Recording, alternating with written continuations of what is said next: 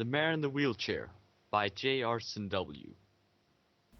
I was like any other primary age Earth pony. I had a great family, however sometimes I was disappointed I didn't have any siblings. Mom always cared and always told me I was the most important thing in the world. Dad did too, in his own way. I could tell. Dad always cared. Right now I was in my own room, playing with a can of spray paint. I loved that stuff. It seemed oddly interesting to me, watching the blob of paint explode over a surface. I was good at it too. I could spray anything I wanted. I got my cue mark over a year ago, when I first followed Mom into a store and found the shiny colorful plant cans stacked high in glass cabinets. Spray paints were probably worth the most to me, less than my mom and dad, of course. Everything was worth less than mom and dad. Sure, I had friends at school, but I barely ever talked to them. And quite frankly, they were the only ones who were friendly enough to talk to me at all. I knew I was different in some way, but I never could really lay a hoof on it. My teacher also seemed to take extra care of me too, compared to the others. I would fail my grades and not get an angry face from all the adults. Although my peers would just laugh at me. They often called me Blithy, because once I sprayed over the school wall. It hurt at first, after learning that the word blight meant.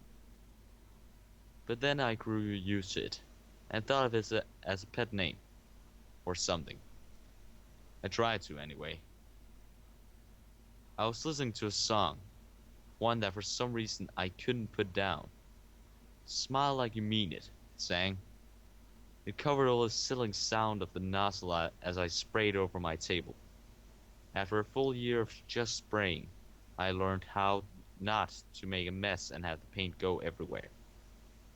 Smile like you mean it, the song continued, and that's what I did.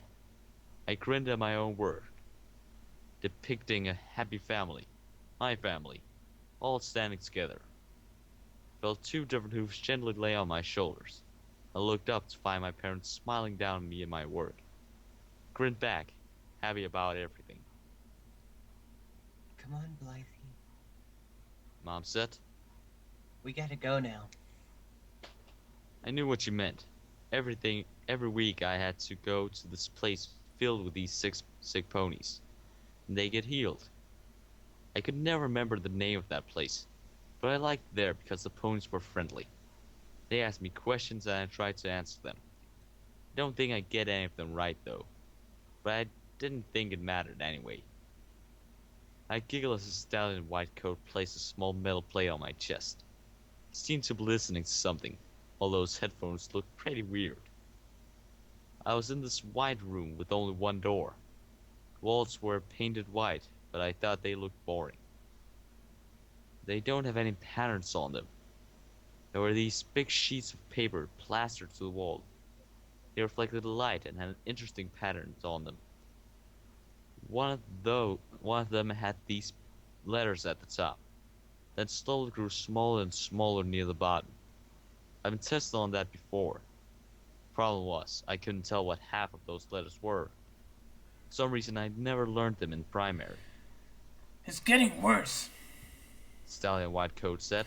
I'm not sure how long she has till she gets physically disabled as well. The disease is advancing pretty fast. I didn't know what any of the words meant, but I could tell he was referring to me. All I could do was smile, like the song told me to. Mom did smile back. There was something else in it. It seemed to be worry. But I didn't know why. Dad was talking to Stallion White Coat, and they both seemed angry. How many times do I have to tell you? There is no cure. We're trying, of course, but we'll be late. And I can assure you that. We don't have any other options. It's the best you have anyway. Stallion was saying. I would never do something like that. Dad yelled. Not even if it would eventually happen. I just won't.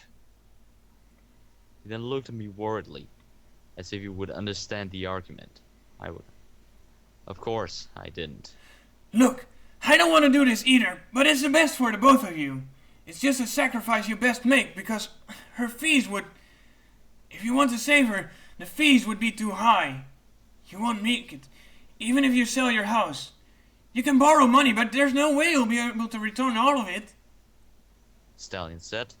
Look, I'm really sorry I have to tell you this. I really am. But there's no other way.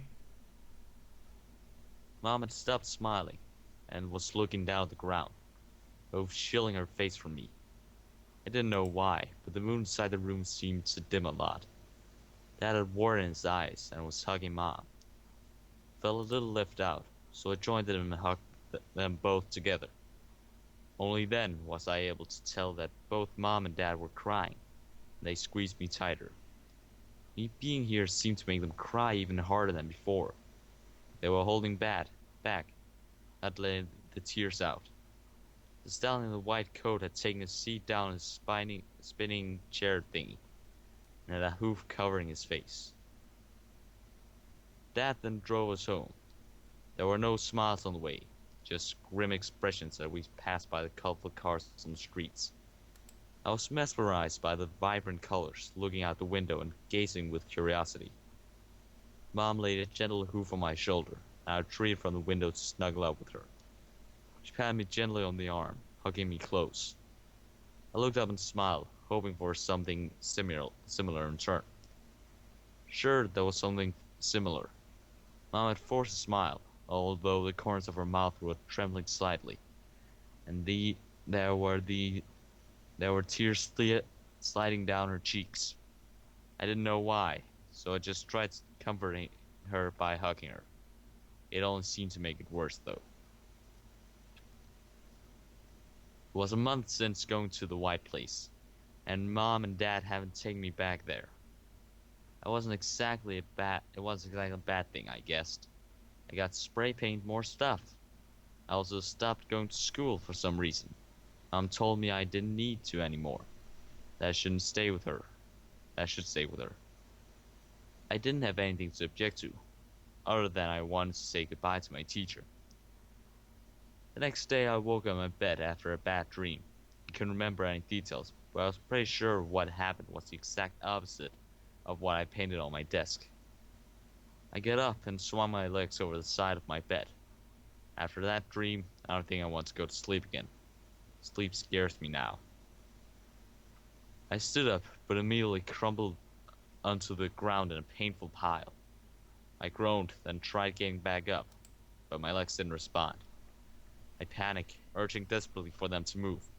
They don't even twitch. In fact, I couldn't even feel them. I was crying now, unable to understand the situation. Mom? Mom? Dad? I screamed, crawling on the floor with all my front hooves. What is it? Mom asked worriedly, quickly walking into my room, shortly followed by Dad. My legs! They won't move! I screamed, although Mom and Dad's presence did comfort me and make it feel like everything will be better soon. Dad turned away, looking up at the ceiling, while Mom rushed to my side and held me up. Still, my legs refused to budge. Dad quickly drove to the white room again, Mom hugging me tightly and telling me everything will be alright. It's starting. Stallion in the white coat took in a deep breath and sighed. She's got about 1 week left. Severe pain will start in about a day, then it's all gonna be slow suffering. You should really give her the option now. How could I? Dad sighed. I don't know. Stallion said. I can no longer help you. I'm sorry, but I tried. No. I know you did. Thanks anyway, Doctor. Mind if we borrow a wheelchair, though? Not at all. The least I can do, I suppose. The doctor went outside, then returned with a chair with wheels on its sides a few moments later. I wasn't sure what it was for, but I could be sure that it was for me. I like presents. This one was a little odd, though, but I still thanked Mom and Dad, who smiled at me. We got home and I was in my room again, respraying my walls. Mom and Dad were talking in the living room, although I thought it was a bit too loud. So I put on my earphone thingies and started playing that song again. Steady beats were comforting and I relaxed.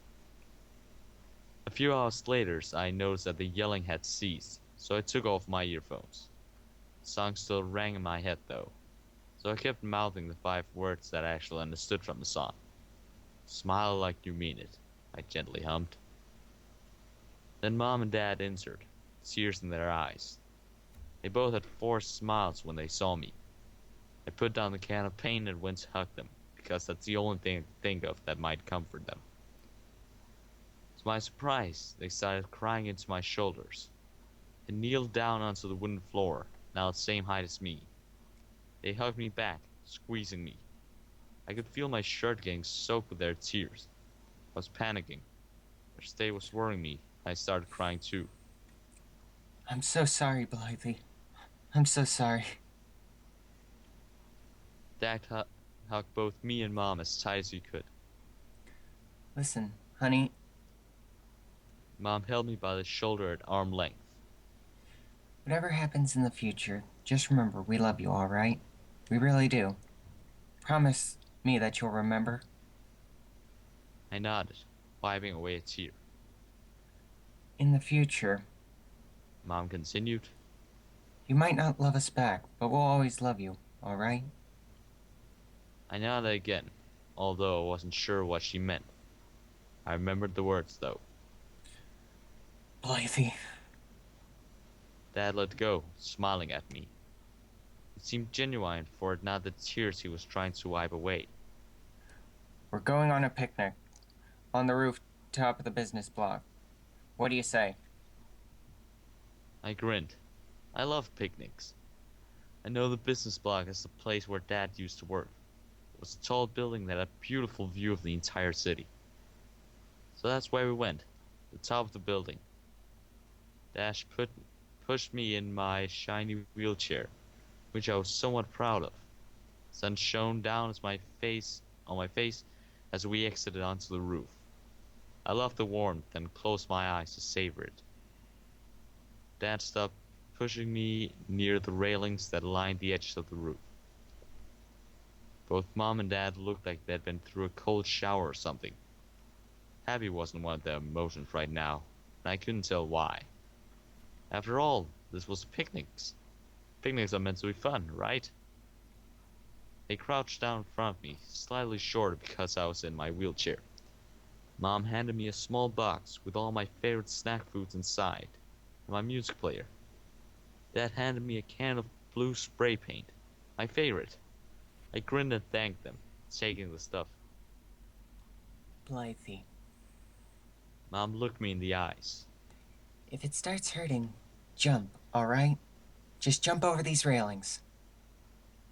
I understood what she meant, wasn't sure what she was referring to. Mom began crying, and Dad whimpering. Blithy, we both love you. We're really sorry for what we have to do, but we don't have a choice. Mom sobbed. You really were the one girl we always wanted. We're so sorry that we had to leave you here. You're talented, and we would have loved to keep you. Mom could no longer go on, tears and constant sobbing interrupting her. What? Mom, you're not leaving me here, are you? I asked. Mom screamed and fell into my dad's arms, her shoulders shaking uncontrollably. Dad stood up, helping Mom up with him. We're so sorry, Blithy. Mom couldn't look at me. Wait, where are you going? I was beginning to worry. Remember, jump if it starts hurting. Mom managed to say, before a fresh wave of tears flowed down her face. Mom! I called, but they didn't stop walking. I couldn't understand why, but I was crying from pure fear that they'll leave me. I tried rolling the wheelchair forward, but tripped and was slammed into the ground. My ears rung, and my elbows hurt. He seemed to be bleeding.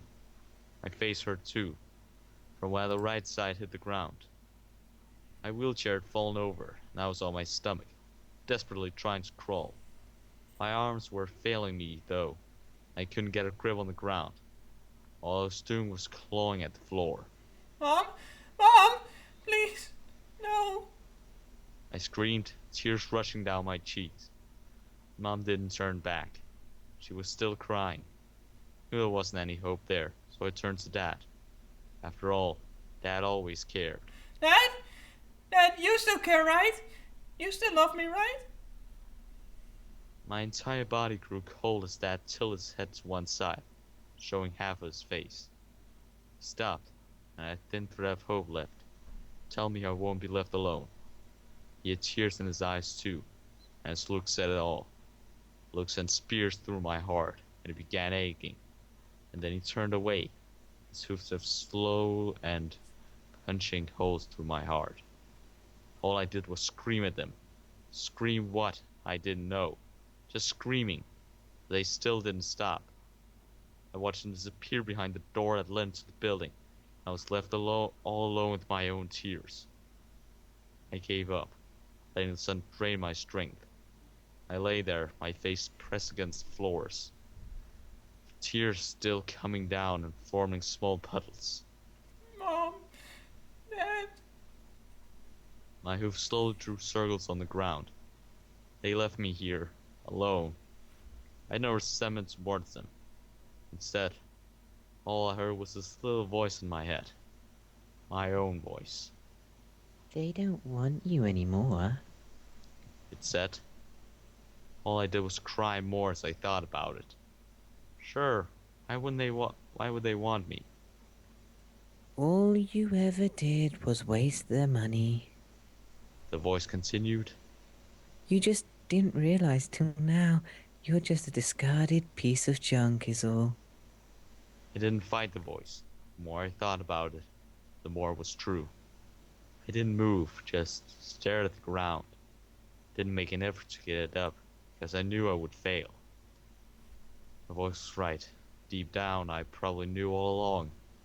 I haven't done anything to repay Mom and Dad, so why would they keep me? Perhaps I even deserve all this. I deserve to be left here too. I whimpered when I thought about what might happen. Slowly I began to develop an idea. That no pony ever really cared. I heard the voices of my classmates again. Blithy, Blithy, they chanted. Maybe all I ever did was ruin everything. Maybe they were the ones that didn't lie, and every pony that told me they loved me were the liars. Remember, we always love you. I heard Mom's voice. Lies! I cried and hit the ground with a hoof. Couldn't help but have more tears surge out. So I understood. It wasn't Mom or Dad, or anybody else that you would blame for my state. It was me all along. Hours passed and the sun was beginning to go down. I watched the ground turn from yellow gray to a bright orange as the sun changed color. My head hurt and I already developed a plan. An escape plan, really is more precise. A plan to escape absolutely everything. To where I didn't know. But surely, away. To die. Mom told me that the meaning of life was happiness. But I no longer believed her. Now that the 3 words I always believed in were lies. I love you, she had said multiple times. So did Dad. And yet here she was, alone. I rolled over onto my back and gazed up at the sky. It was an orange-purple kind of color, streaks of clouds stretching far above me. It was beautiful, but I didn't think of it that way. All I saw were clouds, laughing at me from high above. Smile like you mean it. The tune was stuck in my head. The first time in my entire life. I couldn't even pull on a fake smile. I decided there wasn't any point in lying here. After all, even if I did die, who would care? No pony. No pony at all. The voice said, and my heart confirmed it. Tears had run dry for me. There were none left. Slowly, inch by inch, I crawled for the railings. My hoof bumped against something, and I looked up. It was a blue can of spray paint. I grabbed it and held onto it. Maybe the only thing that really did stay with me. Suddenly, pain shot through my chest and I felt something swell in my mouth. I spat it out, and red blood splattered over the floor in front of me and onto my right hoof. Brought in front of me, my eyes watering once again because of the pain. I fought it, climbing on. I knew I was going to die alone with no pony's care. But now, still feel like living. I'm not sure how long it can drag on anyway. That was the most tempting option I face now. With death, there'll be nothing. No more suffering, physically or mentally.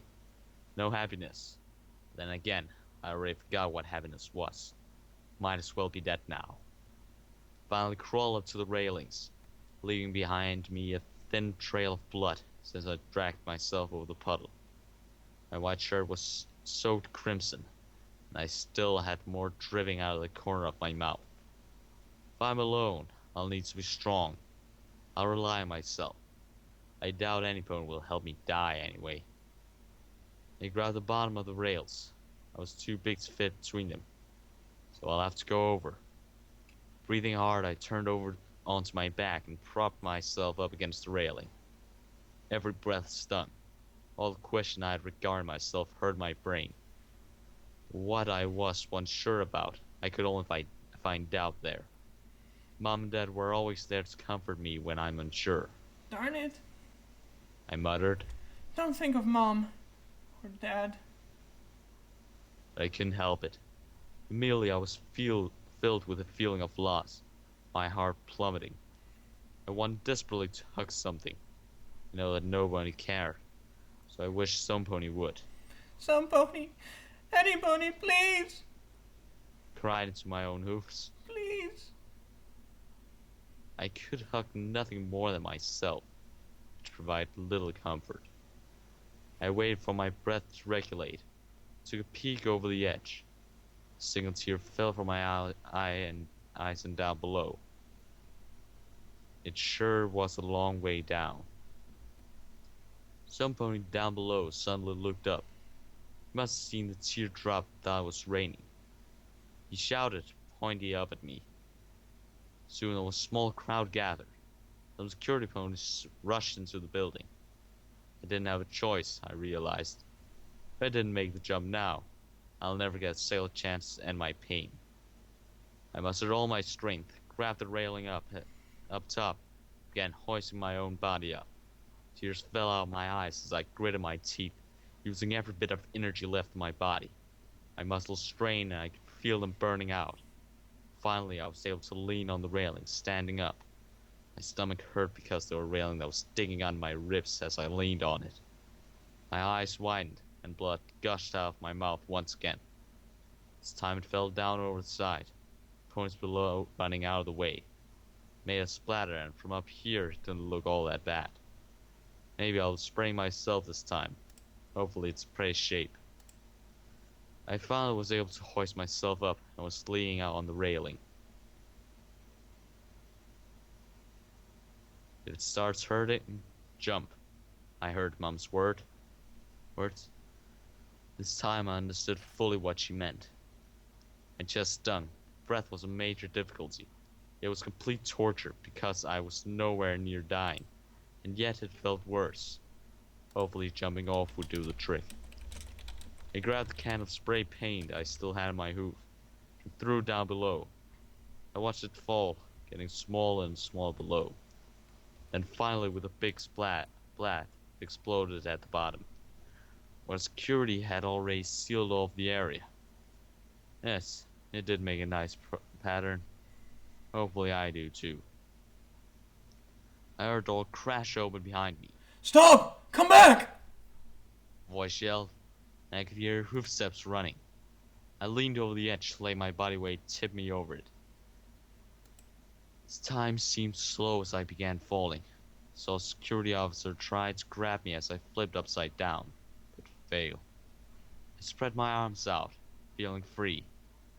It was pleasant, but I didn't think I deserved it. Drops of blood drifted away from the corner of my mouth and floated above. Windows on the side of the building were a blur as I passed by. And then there was a loud crack, and my ears were filled with ringing. Suddenly all the pain left my body, and I relaxed. I couldn't feel a thing. Darkness closed around my vision, although I didn't close my eyes. I'm just glad this is all over. The end.